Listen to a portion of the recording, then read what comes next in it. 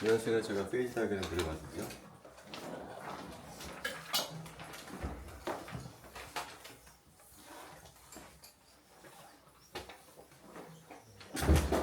그래서 뭐냐면은 이상 요격인 경우에는 페이지 다이어그램은 이런 식으로 그려져요. 그런데 감마가 일값이 벗어나면은 아지오트롭이라는 게 생겨요. 이런 식으로 예를 들면 이상용액일 때 페이지 다이어그램, 그 다음에 이상용액에서 벗어날 때 페이지 다이어그램. 이때 이제 분별 중에서 큰 차이가 생기는데, 예를 들어서 내가 어떤 상자에 온도가 T라고 했을 때 액체 조성하고 기체 조성이 이렇게 있겠죠. 그게 예를 들어서 요점이었다고 해봅시다. 온도가 T일 때 액체 조성은 기체 조성은 이제 그려지게 돼. 그 다음에 얘를 따로 뽑아가지고서 다시 분별 중요한다고 했죠. 리퀴드 페이지는 다시 리퀴드 페이지 뽑아서 다시 분별 중요한다고 했어.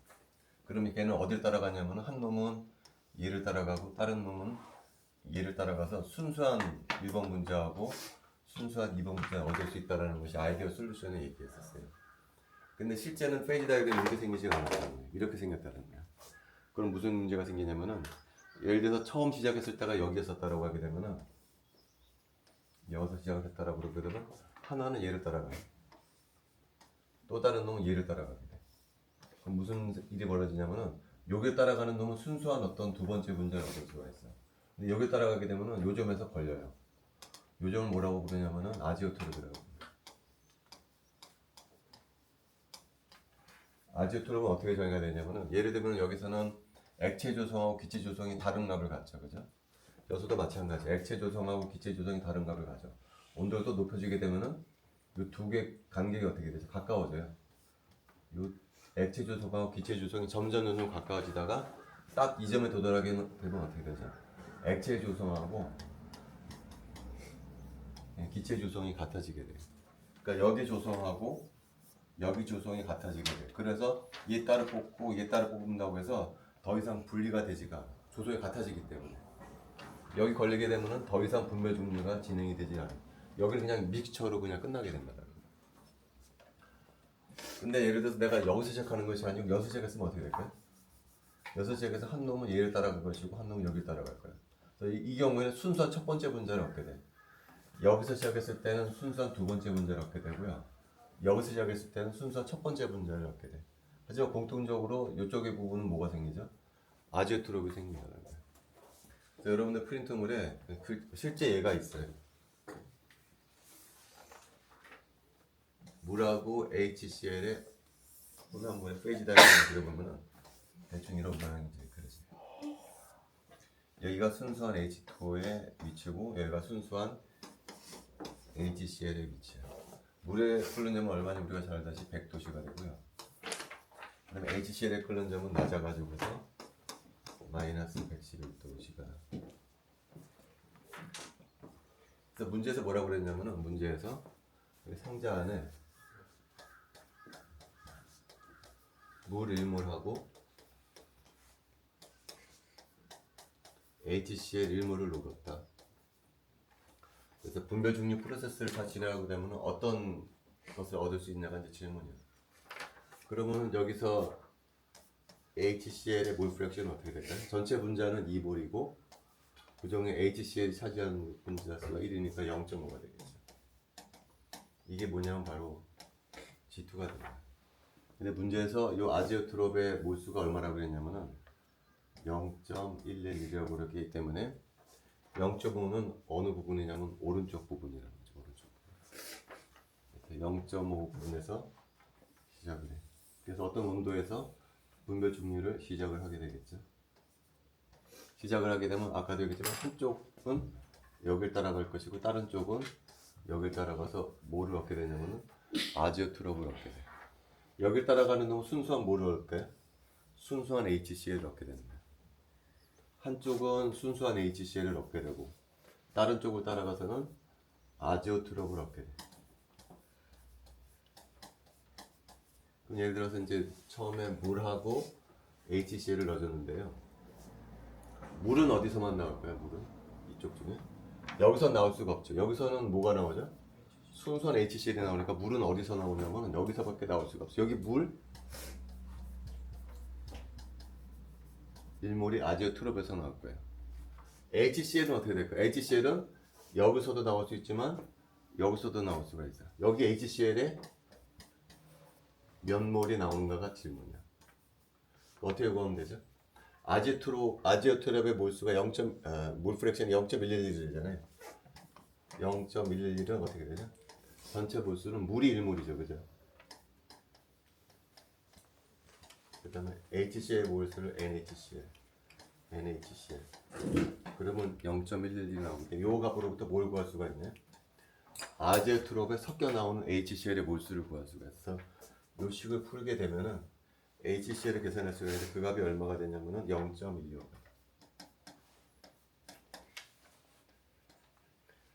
다시 정리해주게 되면은 처음에 HCl에 몇 몰을 집어넣어줬냐면은 1몰을 집어넣어줬어. 1몰. 근데 1몰은 여기에서도 나올 수도 있고 여기서도 두 군데서 나와. 근데 여기서 나오는 HCl의 몰수는 얼마라고요? 지금 방금 계산했죠. 0.125몰이야. 왜 그러느냐? 이쪽에 몰 프랙션이 이미 정해져 있거든. 아지오트롭의 몰 프랙션은 0.11이라고 정해져 있어. 근데 물은 어디서만 나온다고요? 물은 여기서 나올 수 없고 물 1몰은 전체 다 여기서밖에 나올 수가 없어. 그래서 물은 1몰이야 여기서. 그래서 여기다가 1을 집어넣어야 된다. 그래서 이 식을 풀게 되면 HCl의 몰수가 0.125가 되기 때문에 여기서는 0.125몰이 나오고 여기는 0.875몰이 나온다.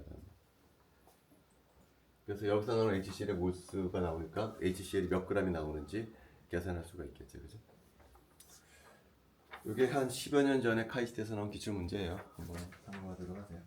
그래서 분별 중렬을 이제 맞추려고 해요.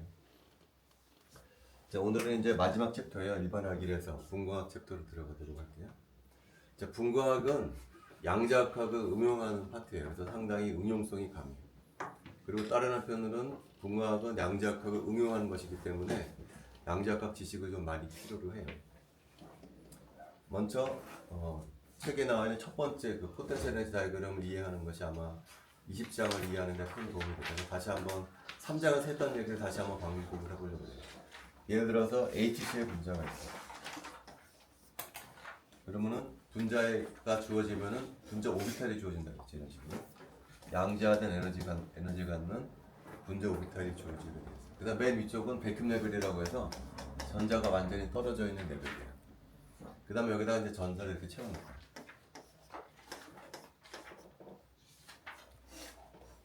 근데 분자 오비탈 에너지 준의 특징은 뭐냐면은 고정이 되어 있지가 않아. 왜 그러냐면은 원자와 사이 거리 R이 달라지게 되면은 이 분자 오비탈 에너지 준위가 달라진다고 했지. 그래서 이 오비탈 에너지 준이 이렇게 떨어질 수가 있어요.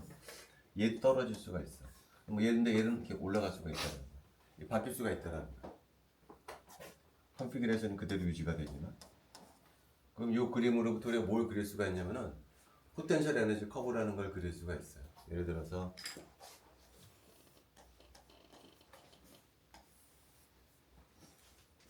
여기 이제 에너지라고 부르는 건데, 이 에너지는 뭐냐면은 분자 오비탈이 결정이 되고 전자가 어떻게 채워지는지 컨피그레이션이 결정이 되면은 이 전자들이 갖고 있는 모든 에너지를 다 더한 값을 내가 E라고 부를 거예요. 그럼 예를 들어서 R이 이동스트롬일 때 이 전자들이 갖고 있는 에너지를 플러스 해보면 뭐 요점 찍힐 거예요. R이 예를 들어서 바뀌어서 뭐 1.2롱스트롬이 됐을 때 오비탈 에너지 준위가 바뀌니까 이 전자들이 갖고 있는 에너지들이 바뀌게 되겠죠. 그래서 또 찍어. 1.25점 때 찍어. 뭐 이런 식으로 이걸 다 찍어서 연결해주게 되면은 어떤 이런 커브가 나올 거라. 그러니까 이 커브는 뭐가 결정이 돼야 나오는 거죠?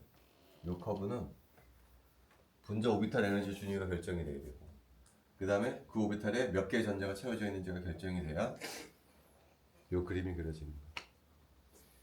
근데 예를 들어서 전자가 꼭 이렇게만 채워져 있을 필요는 없겠죠. 여기 있던 전자가 여기로 올라갈 수가 있어요. 이런 식으로.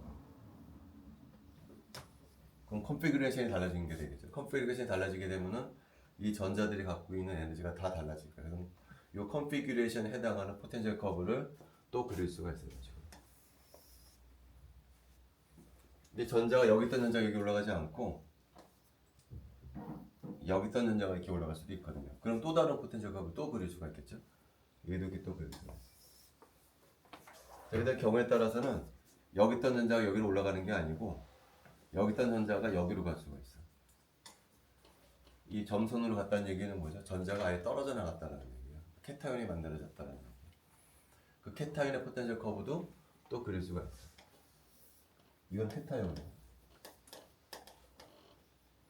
케타이온도 여기 있던 전자가 떨어져서 케타이온이 될 수가 있지만 여기 있던 전자가 떨어져서 케타이온이 될 수가 있거든. 그럼 요것에 해당하는 포텐셜 커브도 또 그릴 수가 있어. 얘도 케타이온이죠. 그래서 무한히 많은 포텐셜 커브를 그릴 수가 있어요. 자, 그 다음에 이 분자는 원자는 다르게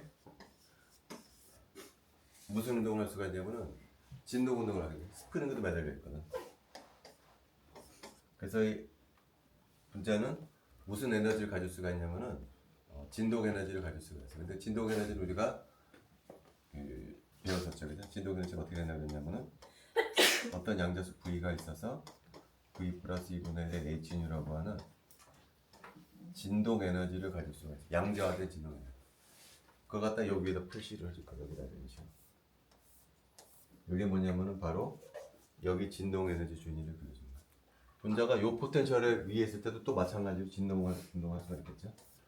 그래서 각각의 포텐셜 에너지 위에 뭐를 그릴 수가 있냐면은 진동 에너지 준위를 그릴 수가 있어요. 근데 분자는 진동만 하느냐? 회전도 해요, 사실. 오늘 얘기할 게 뭔데?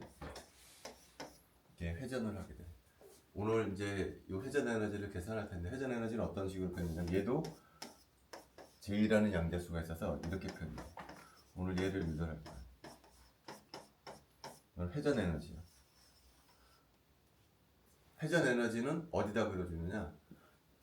분자의 진동 에너지 레벨 위에 회전 에너지 레벨을 그려. 분자는 진동 운동도 하면서 회전 운동도 하거든요. 여기 진동 에너지 준위 위에 회전 에너지 레벨 그려. 여기도 마찬가지야. 이 포텐셜 커브 위에 그려진 모든 진동 에너지 준위 위에 뭐를 그릴 수가 있냐면 회전 에너지 레벨을 다 그릴 수가 있고 이것이 분자의 에너지 준위예요.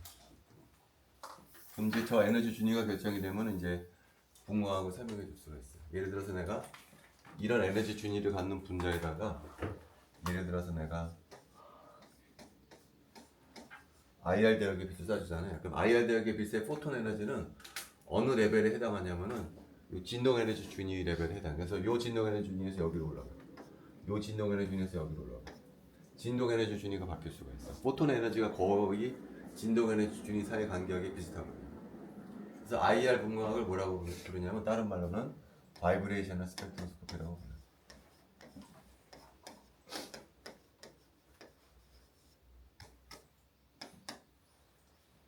반면에 내가 주파수를 조금 내려서 마이크로웨브 대역의 빛을 쏴줄 수 있어요.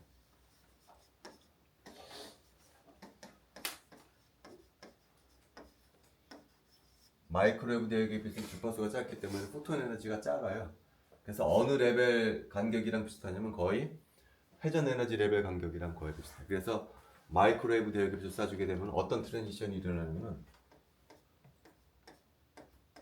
로테이셔널 레벨이 바뀌어요. 그래서 마이크로웨브 스펙트로스코피를 다른 말로는 뭐라고 부르냐면은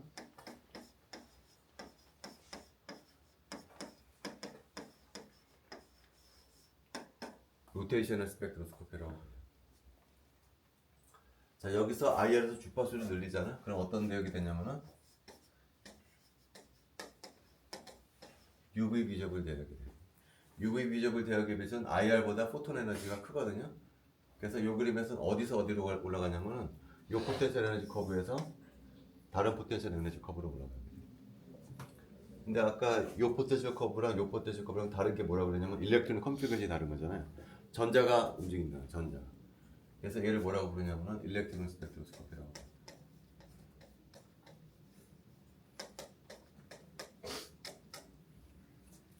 자, UV 비저블보다 주파수가 더 짧아지잖아요. 그러면 어느 대역에 해당하냐면 이번에는 엑스레이 대역에 해당해. 엑스레이 대역에 해당하게 되면은 여기 있던 전자가 이런 포텐셜로 가는 게 아니고 어디로 가냐면 여기서 이런 데로. 다시 말하면 cation 만들어요. 전자가 아예 떨어져 나가는 거예요. 거기에 상관되는 스펙트로스코피 중에는 뭐가 있냐면은 포토일렉트론 스펙트로스코피가 있어요. 그다음에 이제 마지막으로 요 그림을 설명할 수 없는 분광법이 있는데 마이크로웨이브보다 더 주파수가 짧은 쪽이 있어. 긴 대역이 있어. 이게 뭐냐면 라디오 프리퀀시 대역이에요. 라디오 프리퀀시 대역의 빛은 어떤 분광학에 쓰냐면은 NMR 분광학에 써요. NMR 분광학은 뭐를 보는 거냐면은 스핀을 보는 거예요. 예를 들어서 메탄이 있다 그러면은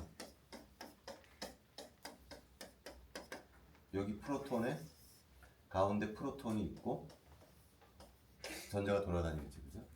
우리가 잘 배웠지만 전자가 스핀을 갖고 있다고 그랬잖아요. 업스핀, 다운스핀이 갖고 있는 것처럼 이 프로톤도 스핀을 갖고 있어. 이 프로톤도 업스핀 상태와 다운스핀 상태가 있어요. 라디오 프리퀀시 빛을 쏴주잖아요. 그럼 이 스핀이 바뀌어. 프로톤의 스핀이 바뀌는 거예요. 프로톤의 스핀이 업에서 다운으로 프로톤의 스핀을 바꿔서 스펙트럼을 찍는 것을 우리가 뭐라고 부르냐면은 NMR 스펙트로스코피라고 불러요. 그래서 여기에 나와 있는 분광법이 20장에서 배울 분광법이에요. 그래서 종류가 굉장히 많아요. 그래서 하나가 더 추가가 되는데 IR에다가 뭐가 더 추가가 되냐면 이제 라만이라는 분광법이 하나가 더 추가가 돼요. 그래서 요 분광법들을 20장에서 다 배워요. 그래서 굉장히 종류가 많아. 그래서 헷갈릴 수가 있어, 사실은. 근데 그것을 전체적으로 표현해주는 그림이 요 그림이에요. 그래서 오늘은 뭐에 대해서 볼 거냐면은 마이크로웨이브 스펙트로스코피에 대해서 볼 거예요. 회전 분광학에 대해서 볼 거예요. 아까도 잠깐 얘기했지만 분자는 진동운동도 하고 회전운동도 한다고 그랬잖아. 진동에너지가 어떻게 된다고 그랬죠? E는 어떤 바이브레이셔널 퀀텀 넘버가 있어서 이렇게 표현된다고 그랬죠.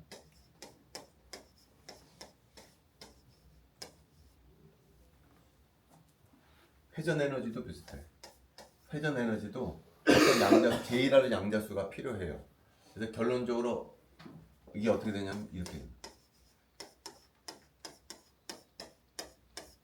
여기 양자수가 아무 값이나 못 갖죠, 그죠? V가 몇부터 시작하죠? 0부터 시작하는 정수죠. 여기 J도 로테이션을 컨트롤 뭐라고 부르는데 얘도 양자수가 아무 값이나 갖지를 못해. 얘도 0부터 시작하는 정수. 그래서 오늘 얘를 유도해 보려고 합니다.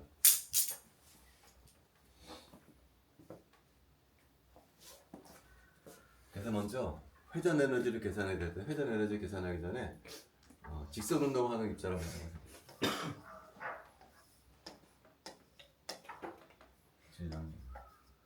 어떤 입자가 직선 운동을 한다라고 했을 때 직선 운동 에너지는 어떻게 되죠? 이거는? 이렇게 되죠? 얘는 어떻게 되죠? 리어레인지 하게 되면 이렇게 될까요?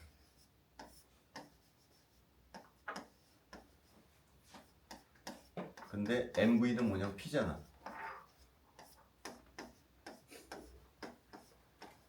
이렇게 표현해 줄 수가 있어. 직선 운동을 하는 입자 에너지는 EM분의 P제곱. P는 뭐죠? 여기서 P는 선형 운동량.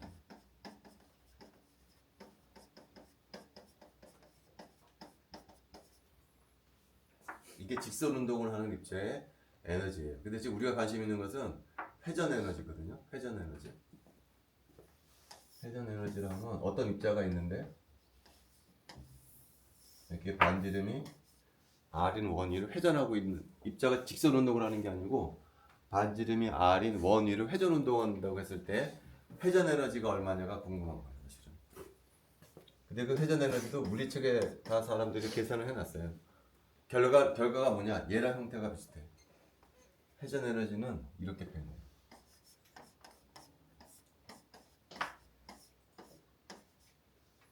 직선 에너지는 EM분의 P제곱이고 회전 에너지는 EI분의 J제곱. 이 P는 뭐라고 그랬냐면 선형 운동량이라고 불렀잖아요. J는 뭐냐면은 각 운동량.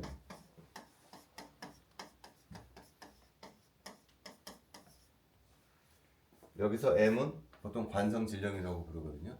그래서 I는 뭐라고 부르냐면 관성 모멘트라고 부르요.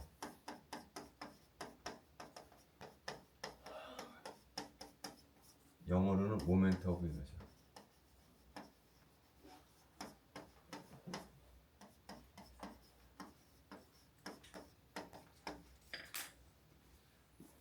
그래서 I는 정확히 어떻게 써야 되느냐? mR 제곱.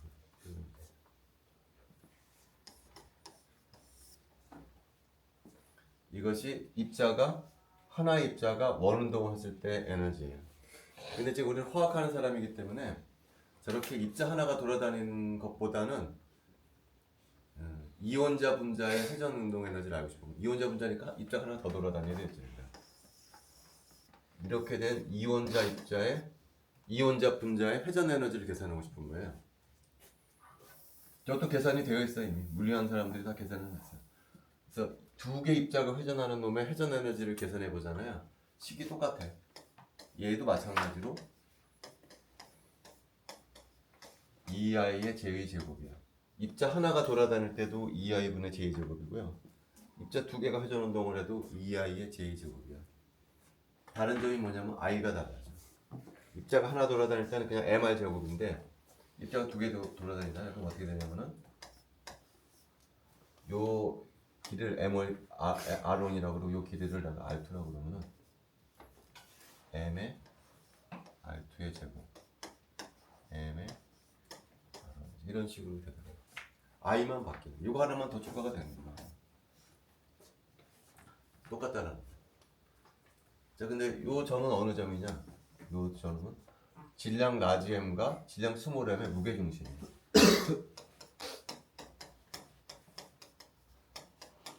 무게중심이 원점에 있다라는. 그래서 저 무게중심이 원점에 있다라는 사실을 이용을 하게 되면은 요 i가 간단하게 표현돼요. i가 어떻게 되냐면 u의 r의 제곱으로. r이 뭐냐? 라지 r이 뭐냐? 요 길이. 여기에 라지 r. 두 원자 사이의 거리. 다시 말하면 분자로 치자면은 결합 길이에 해당합니다. 결합 길이. 뮤는 우리가 예전에 했었죠. 환산질량이라고. 환산질량이 어떻게 정의됐었나요? 뮤분의 1은 라지 m분의 플러스 스몰 m분의 1로 정의된 환산질량이 들어가. 요 값을 계산해 보면은 요게 되더라 하는 얘기. 그래서 요걸 여기다 이쪽에다 집어넣어줘. 지금까지 결론은 뭐냐면은 2는 2i의 j제곱이에요. 자, 근데 이 결과는 고전역학이 주장하는 결과예요. 고전역학이 하면은 회전 에너지는 이렇게 표현이 된다. 근데 양적학에서 조금 달라져. 양적학에서 왜 달라지냐면은 고전역학에서는 요 벡터의 제곱이 임의의 작은 값을 가지고 임의의 값을 가지고 연속적인 값이거든요. 고전역학이 하면은 요 가군 동량의 크기의 제곱은 연속적인 값이 임의의 작은 값을 가질 수 있는데 양지역학이 하면은 요 가군 동량의 크기는 아무 값이나 가질 수가 없다. 그래서 이거를 양지역학 버전으로 바꿔줘야 돼요.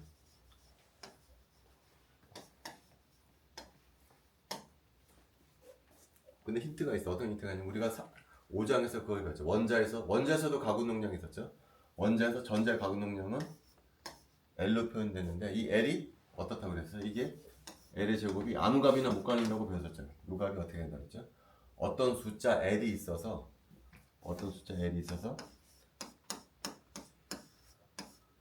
반드시 이렇게 표현된다고 그랬잖아요. 이것도 가군 동량이거든요.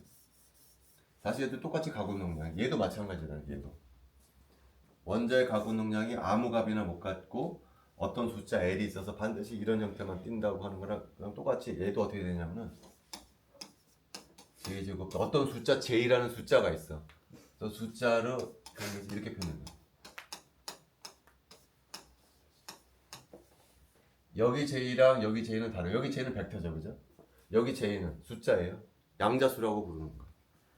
이것이 양자역학이 주장하는 회전 에너지라는 거예요.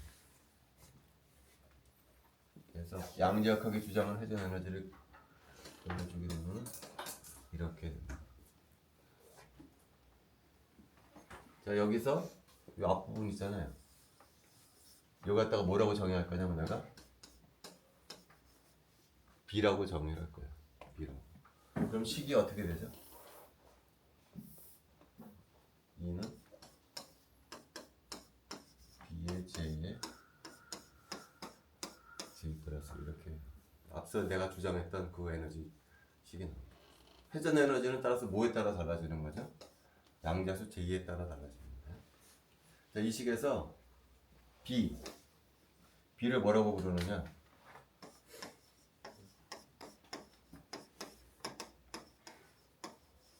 로테이셔널 콘스탄트라고 불러요. 정의는 어떻게 되죠? B는 h바의 제곱을 2i로 나누는데 i가 아까 뭐였었나요? 뮤의 r의 제곱이었죠.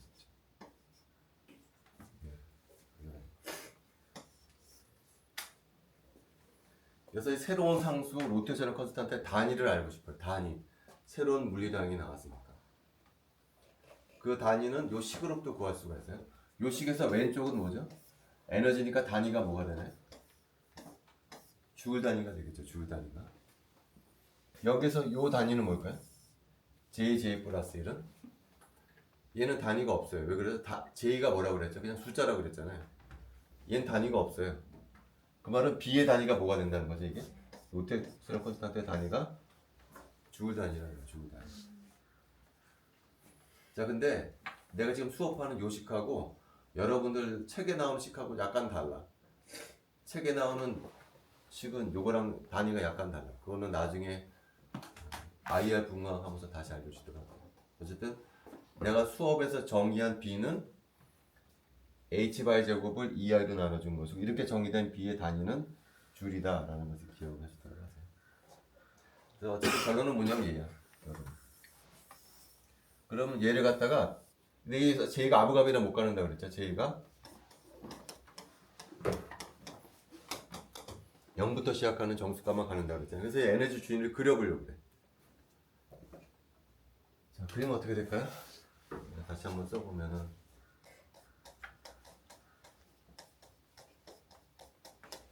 자, J가 0일 때는 어떻게 되죠? J가 0일 때는 0이 되죠. J가 0일 때는 에너지가 J가 1일 때는 여기 1 들어가고 여기가 2 들어가니까 2B가 될 거예요. J가 2되면 어떻게 되나요? 2에다 3 되니까 6B가 되고 J가 3 되면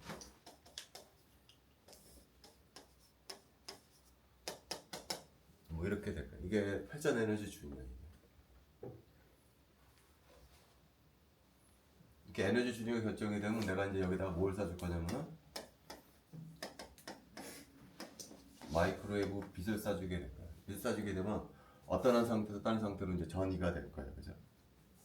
자, 근데 한 가지 기억해야 될 게 뭐냐면 우리가 원자에서 했었던 얘기를 상기시킬 텐데 원자에서 이게 1s 오비탈이 있고 2s 오비탈이 있고 2p 오비탈이 있다고 했잖아요. 근데 내가 빛을 쏴주게 되면 1s에서 2s로는 못 올라간다고 그랬죠. 그죠? 1s에서 2p로만 올라간다면 그런 얘기가 있었잖아요. 마찬가지로 2p에 있는 전자도 빛을 쏴주게 되면 3s로 올라가든지 3d로 올라가지 3p로는 못 올라가. 그런 게 있다고 그랬잖아요. 특정한 레벨로의 트랜지션만 가능한다는 거야.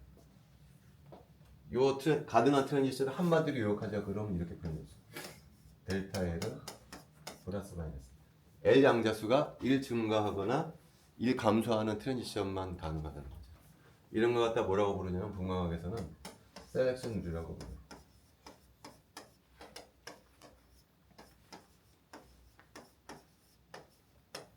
특정한 조건을 만족하는 트랜지션만 가능하다는 거예요. 원자에서 이렇다는 거예요. 원자. 근데 회전에서도 마찬가지예요. 회전에서도 요 J에 대한 셀렉션이 존재해요. 회전에서의 셀렉션은 뭐냐면은 똑같아요. 얘랑 델타 J는 플러스 마이너스 트랜지션만 가능하다라는 거예요. 자, 그러면 그런 조건 하에서 가능한 트랜지션을 보면은 어떻게 되냐면은 1 증가하거나 감소해야 되니까 이 트랜지션은 가능한 트랜지션이죠. 0에서 1로 가는 거. 1 증가했으니까. 1에서 2로 가는 것도 가능하죠. 1 증가했으니까. 2에서 3으로 가는 것도 가능해요. 근데 이건 어떨까요? 이런 건 안 된다. 두 칸 띄는 건 안 된다. 두 칸 띄는 거. 반드시 한 칸 띄어야 된다. 한 칸. 그래서 이런 트랜지션을 제외하고 저 셀렉션들을 만족을 하는 트랜지션을 그려보면 이런 것들만 나온다. 그러면 이 첫 번째 트랜지션은 에너지 사이 간격이 얼마가 되냐면 2B가 될 거예요. 그죠? 스펙트럼 찍어보면은 첫 번째 픽은 어디서 나올 거냐면은 2B에서 나올 거예요. 두 번째 픽은 2B에서 6B니까 4B가 되겠죠. 이 픽의 위치는 어디서 나올 거냐면은 4B에서 나올 거예요. 그 다음에 이 트랜지션은 12B, 6B니까 간격이 6B가 되겠죠. 6B에서 나올 거예요. 그 다음은 당연히 어디서 나오겠어요? 8B에서 이렇게 나올 거라는 거예요. 그러니까 마이크로웨이브 스펙트럼을 찍어보면은 픽이 여러 개가 나와요. 여러 개. 얘도 나오고 얘도 나오고 얘도 나오고 여러 개의 픽이 나오는데 중요한 것은 뭐죠? 픽과 픽셀 간격이 어떻죠? 등 간격이야. 픽과 픽셀 간격이 얼마라는 거예요? 2B라는 거. 마이크로웨이브 스펙트럼을 찍어보면 등 간격의 픽이 나오고 그때 픽과 픽셀 간격은 2B에 해당해요. 따라서 마이크로웨이브 스펙트럼을 찍어보면은 뭐를 측정하는 거냐면은 B를 측정하는 거야. B. 마이크로웨이브 스펙트럼을 왜 찍냐면은 B를 측정하기 위해서 마이크로웨이브 스펙트럼을 찍는 거예요. 근데 그 B는 아까 어떻게 정의됐나 그랬죠? B는 H 바이 제곱에 2 뮤 R이 제곱이었다고 그랬잖아요. 마이크로웨이브 스펙트럼을 이용하면 B를 측정할 수 있는데 B가 이렇게 정의된다는 얘기는 B로부터 뭐를 결정할 수 있다는 거죠? R을 결정할 수가 있다는 거야. R. 근데 R이 뭐라고 그랬어요 아까? 결합 길이라고 그랬어요. 결합 길이. 따라서 어떤 분자의 결합 길이를 측정하기 위해서 어떤 분광법을 사용해야 되냐면은 마이크로웨이브 분광법을 사용해야 된다는 거야. 그래서 그런 질문을 해. 내가 어떤 분자를 주고서 이 분자 힘상수를 구하려면은 무슨 분광법을 사용해야 되느냐? 이 분자 결합기를 측정하고 싶다. 어떤 분광법을 사용해야 돼? 그런 것이 20장의 문제예요. 첫 번째 하나가 나왔어. 뭐가 나왔죠? 결합기를 측정하고 싶어. 무슨 분광법으로 무슨 스펙트럼을 얻어야 돼? 마이크로웨이브 스펙트럼을 찍어야 된다. 그러면 여러 개의 픽이 나오는데 픽과 픽셀 간격이 B에 해당한다. 자, 지금까지 얘기는 뭐냐면은 픽 포지션에 관한 얘기예요. 다시 말하면은 픽의 위치. 이 위치에서 나온다. 이 위치에서 나온다. 픽의 위치에 관한 얘기거든요. 이제부터 할 얘기는 뭐냐면은 픽의 인텐시티에 관한 얘기. 픽의 인텐시티가 다 같지가 않아요. 이게 높아졌다가 떨어지고 이렇게 된다. 픽이 작다가 커졌다가 다시 줄어들어. 이런 식으로 커졌다 작아지는 이제 모습을 보이거든요. 픽의 인텐시티에 관한 얘기예요. 자, 예를 들어 두 번째 픽을 보면요. 이 두 번째 픽에는 어디에 해당하냐면은 요 트랜지션에 해당하거든요. 근데 이 트랜지션 픽이 인텐시티가 크다라는 얘기는 뭐라고 하냐면 여기 레벨에 분자가 많이 채워져 있다라는 얘기. 만약에 여기에 이 J 이퀄 1인 레벨에 분자가 하나도 없었다라고 하게 되면 아예 흡수가 되질 않겠죠. 여기 0이 나올 거예요. 여기 만약에 분자가 하나도 없었다라고 그러면. 따라서 이 픽의 인텐시티는 무엇에 의해서 결정이 되냐면은 얼마나 많은 분자가 이 레벨에 채워져 있느냐에서 결정이 된다. 이 높이는 때 얼마나 많은 분자가 이 레벨에 채워져 있느냐는 두 가지 요인에 의해서 결정이 돼요. 첫 번째는 볼츠만 팩터.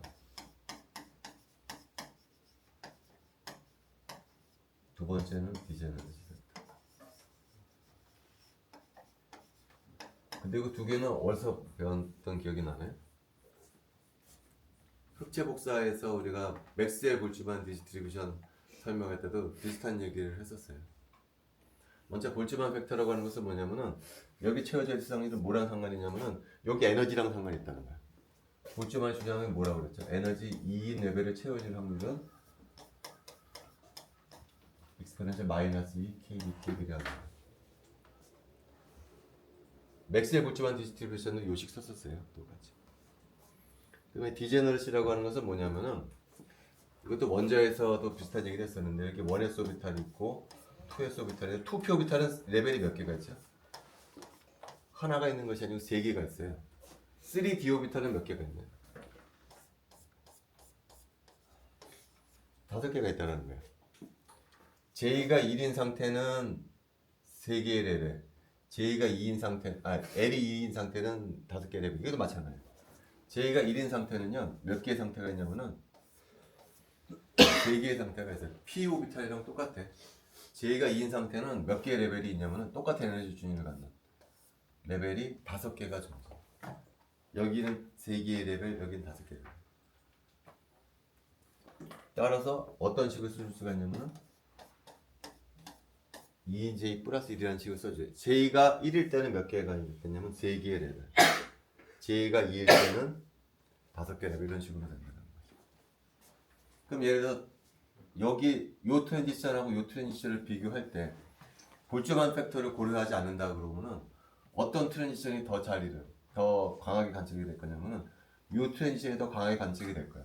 그럼 여기 5개 방이 있기 때문에 똑같은 상황이라 그러면 j 이꼴 1인 레벨에 채워져 있을 경우의 수보다 j 이꼴 2인 레벨에 채워져 있을 확률이 더 크거든요. 이게 방이 3개고 여기 방이 5개나 있기 때문에 볼츠만 팩터를 제외하지 않는다. 그래서 여기 레벨에 채워져 있을 확률은 2가지 요인에 의해서 결정이 돼요. 2가지.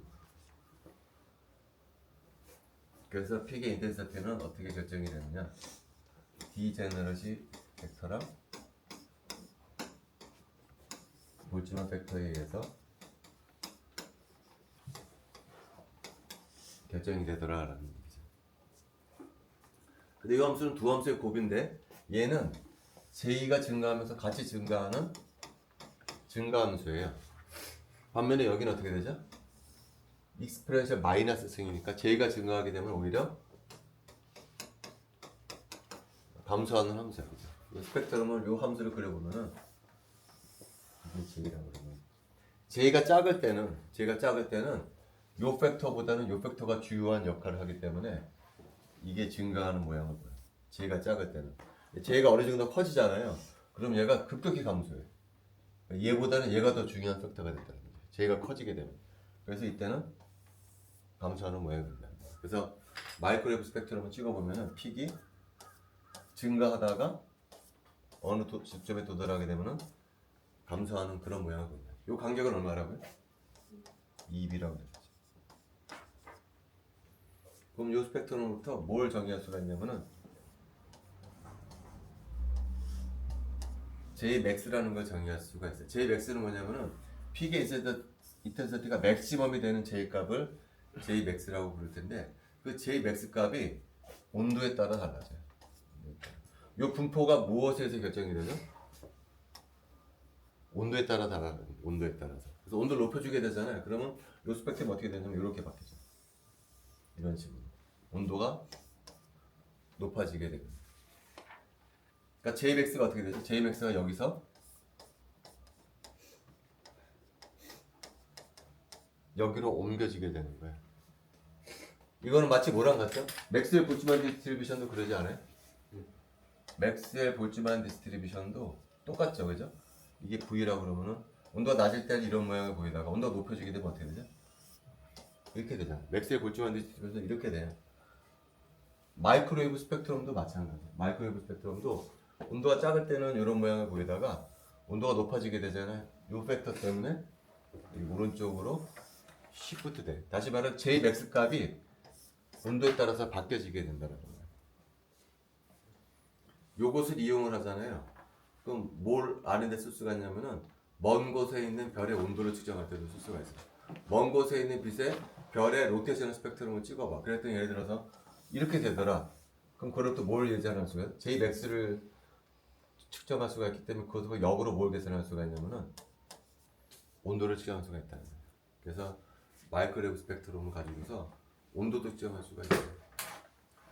자, 그래서 오늘 한 것은 뭐냐면은 로테이셔널 스펙트럼에 대해서 얘기를 했어요. 결론은 뭐죠? E는